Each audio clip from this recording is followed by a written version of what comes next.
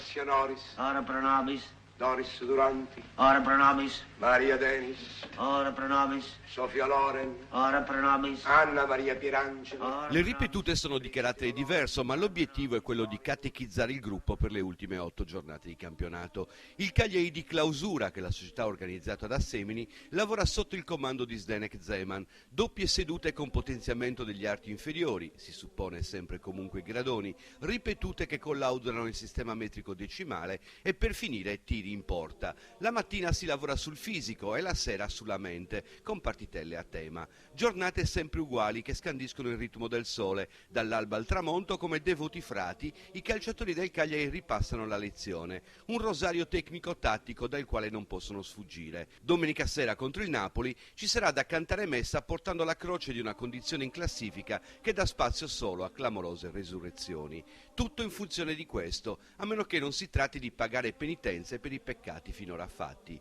Un'effimera soddisfazione che non avrebbe molto di produttivo. Riaccendere la speranza è quello obbligato, altrimenti meglio pensare al futuro con promozioni e bocciature, evitando ai tifosi nuove torture. Vincere con il Napoli riuscirebbe a riaccendere qualche piacevole canto. Brigitte Bardot, Bardot, Brigitte Bardot, Bardot, Brigitte Bardot. Smettetela con questa litania!